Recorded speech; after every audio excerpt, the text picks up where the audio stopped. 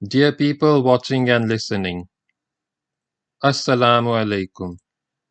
Kindly like and share this video and subscribe to my YouTube channel. Please support my channel by contributing to my Patreon account so that I can continue making the audiobook series.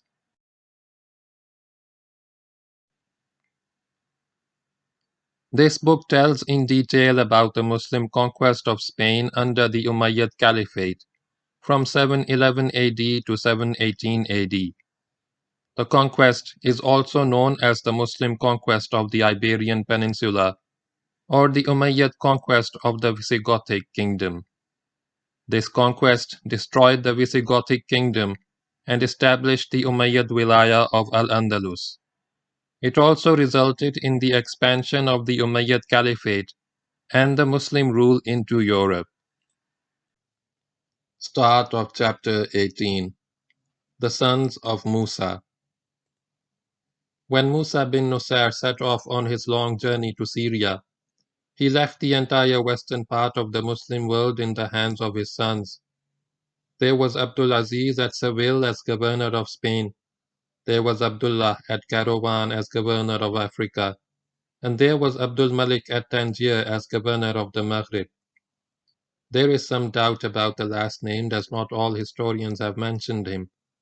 Either he was not so appointed and the Maghrib remained under the governor of Africa at Caravan, as was the normal practice, or he was so appointed and just faded out of history. In either case, the son of Musa escaped the wrath of Caliph Suleiman bin Abdul Malik. Abdul Aziz was the best and most distinguished of these sons. According to all reports, he was an upright Muslim, an able governor, a brave and skillful general, a just ruler and a generous man. His soldiers adored him. Spain prospered during the period of his rule, which was to last less than 2 years. He consolidated the Muslim government in Spain and put it on a more firm footing with the Muslim capital functioning at Seville. He brought together the scattered bands of Muslim warriors which had been left at various places in a hastily organized manner during the time of Musa and Tariq, and reformed them into more effective regiments and divisions. He fortified the frontiers.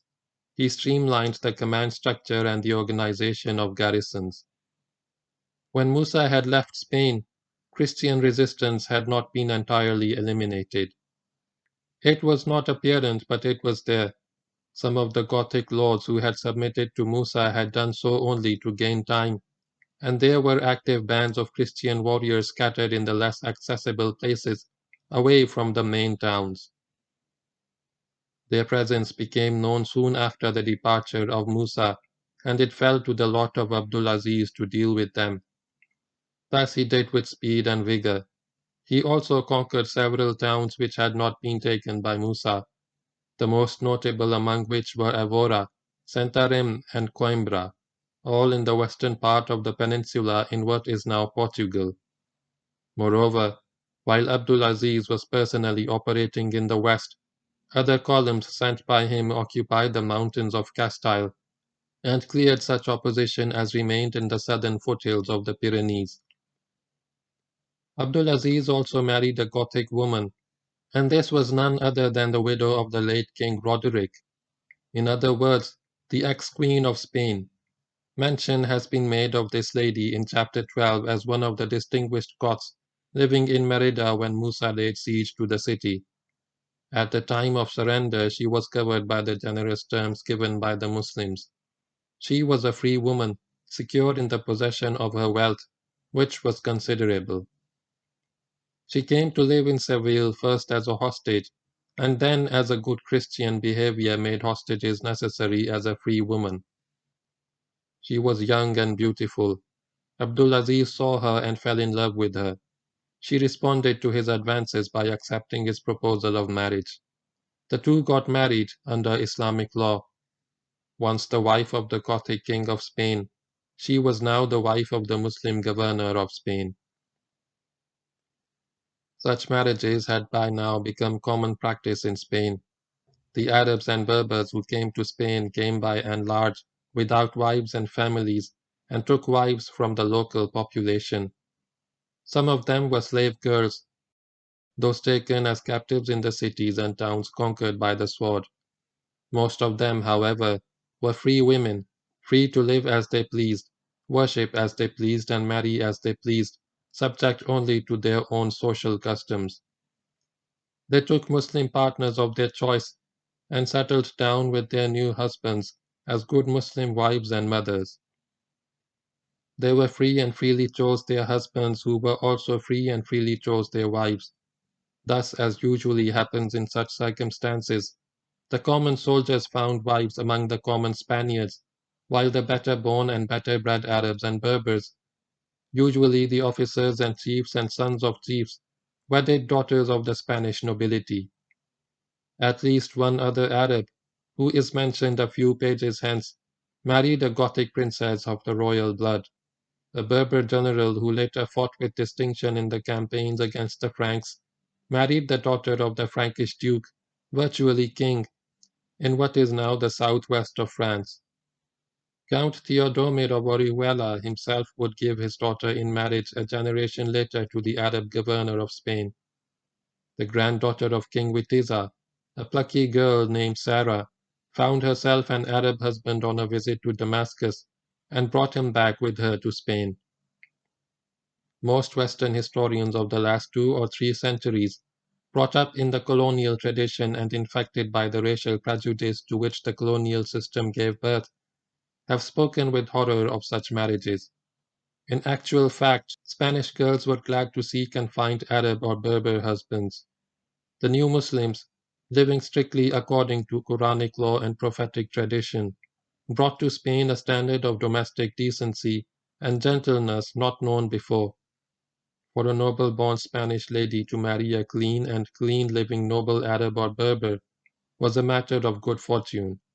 It was a release from life in a dank and dirty Gothic castle, and an escape from the embraces of a barbarian Goth. There were, no doubt, other reasons also for this interracial mixing.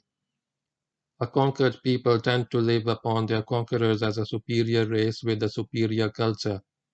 Yet, Islam never had a color prejudice, and Muslims never looked down upon conquered nations of other races or faiths. Moreover, young women are always drawn towards valiant and victorious soldiers, especially when the well-known factor of the attraction of opposites comes into play. Whatever the causes, marriages between the conquering Muslims and the conquered Spaniards became common practice, and the newly converted Spanish wives found themselves living better and cleaner lives with their Muslim husbands than they had lived before. So Abdulaziz married the last Visigothic Queen of Spain. They took up residence at Seville, in the church of Santa Rufina, which was not a church anymore. Abdulaziz had a mosque built next to the old church, which came to be known as the Mosque of Rufina. This became the main mosque for the faithful at Seville. Here Abdulaziz would lead the congregational prayer 5 times a day. The Gothic Queen is believed to have become a Muslim, although according to Islamic law she was not obliged to. Her Gothic name was Agela or Aguilona. The Muslims knew her as Ayla. In due course she presented her new husband with a son who was named Asim. Whereafter, as per Arab custom, she was called Asim, mother of Asim. The year 96 Hijri was a year of conquest and consolidation. The year 97 Hijri, which began on November 5, 715, was a year of peace and fulfillment for Spain under the able and energetic rule of Abdulaziz. He remained true to the Muslim cause and loyal to the Umayyad Caliph in Damascus, despite the brutal injustice done to his father. But this year was only half spent when the long arm of Caliph Suleiman reached across the Mediterranean to get the son of Musa bin Nusayr. It was sometime in the year 97 Hijri that Suleiman decided to take action against Abdulaziz and against all that remained of the old man's progeny. He was jealous of the power of Musa's sons and wished to curb it. Reports had also reached him that Abdulaziz was openly critical of his treatment of Musa. These reports were true up to a point. Abdulaziz would often speak bitterly to his friends about the injustice done to his father, which was the least that one could expect from a devoted son. But there was never the least hint in Abdulaziz's words or actions of rebellion against the Umayyad Caliphate, which Musa and his sons had served with unquestioning loyalty. Nevertheless, in the twisted mind of Suleiman bin Abdul Malik, even disagreement smacked of disloyalty and signified possible revolt. He decided to eliminate Abdulaziz. In pursuance of this objective, he wrote letters to 5 prominent Arab officers in Spain whose personal loyalty to him was beyond question. These 5 included Habib bin Abi Ubaidah, whom Musa had left with Abdulaziz as wazir, and Ziyad bin Nabigha, who had also married a Gothic princess. The letters of the Caliph instructed the 5 officers to kill Abdulaziz, emphasizing the importance of getting the troops on their side. The love and respect in which Abdulaziz was held by the Muslim soldiers in Spain was not hidden from the Caliph. After some hesitation, the 5 conspirators set to work. They started a whispering campaign against Abdulaziz. The charge of disloyalty in which the Caliph believed was not likely to be accepted by the soldiers because their commander's loyalty and devotion to the cause of Islam were only too well known. In fact, an attempt by him to throw off the unwanted yoke of Damascus and establish an independent state in Spain may well have been welcomed, certainly by the Berber element in the peninsula. So the plotters chose another subject to vilify Abdulaziz, his wife, the Gothic Queen. Although most historians reject the authenticity of these charges, and they are absurd enough, 2 of the stories spread by the plotters are narrated below as a matter of interest. The first related to Abdulaziz making people bow before him in European fashion. One day Aguela asked him, "Why do the people of your kingdom not bow before you as the subjects of Roderick bowed before him?" "This is forbidden in our faith," her husband explained. She was not satisfied with the reply. She kept at him, insisting that those under his rule show deference to their ruler. He was so enamored of her that he feared that what appeared to her as a lack of respect on the part of his men may cost him her love. Consequently, he devised an ingenious way of pampering his queenly wife. He had a room so arranged in his residence, where people would come to see him, that they were forced to enter through a low door. When passing through the door, they had to bend down, and this gave the impression that they were bowing upon entering his presence. He put Aguela where she could see this contrived phenomena without herself being seen. Apparently, she was satisfied with this and came to believe that the men over whom her husband ruled were showing him adequate deference. The second story, even more ridiculous, was spread by none other than Ziyad bin Nabigha, husband of the Gothic princess and one of the recipients of the Caliph's letters.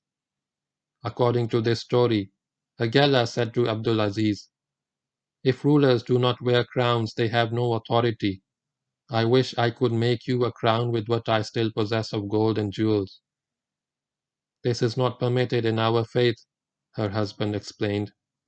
"But how can people of your faith know what you do in the privacy of your home?" Here again she kept at him, insisting that he wear a crown until he gave in. He agreed to wear a crown, but only in the privacy of their home where none could see them. She had a crown made, and he began to wear it whenever they sat together by themselves in their chamber. Then one day, when Abdulaziz and Aguela were sitting in their chamber, he with the crown on his head, the princess married to Ziyad bin Nabigha, came in unannounced to see her kinswoman, the ex-queen. She saw Abdulaziz with the crown on his head. Upon returning to her husband, she said to him, "Can't I make you a crown?" "This is not permitted in our faith," he explained. "By the Messiah," she retorted, "such a crown rests on the head of your king and ruler." Ziyad bin Nabigha related this account to Habib bin Abi Ubaidah, and soon it was all over the army. "He has become a Christian," they said. To what extent these stories were passed on and to what extent they were believed by the soldiers is not known.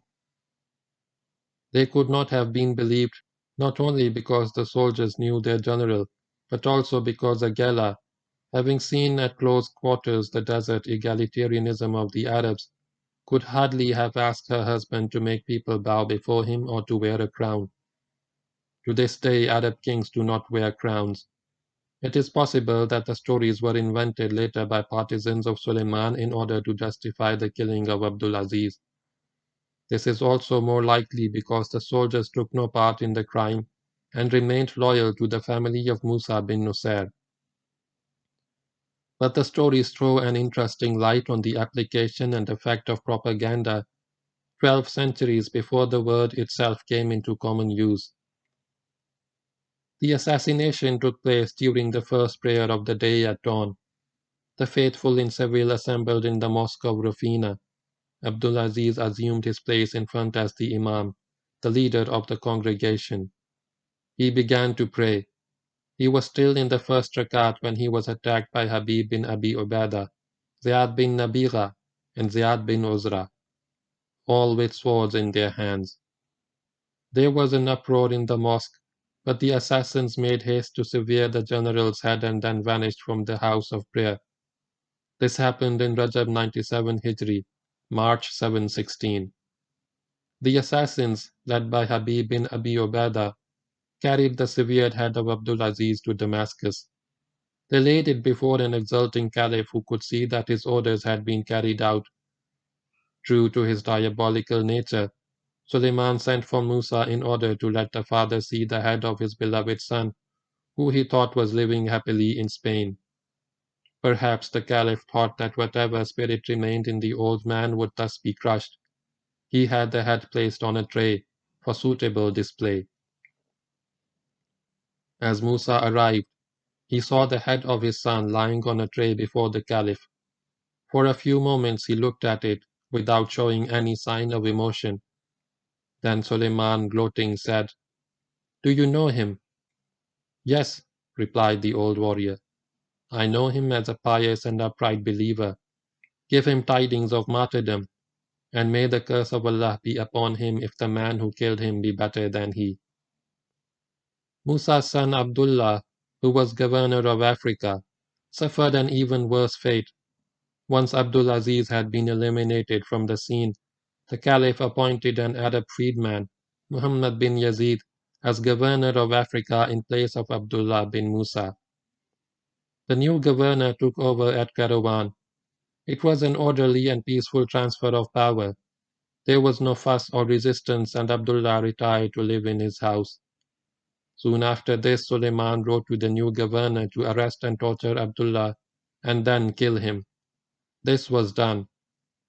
The caliph also ordered the imprisonment, torture, and execution of all remaining male relatives of Musa in Africa, as well as the confiscation of their property.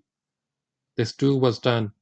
It is even believed that the head of Abdullah also was sent to Damascus, and that this head also was shown to Musa, and Allah knows best. A bad Umayyad. The end of chapter 18.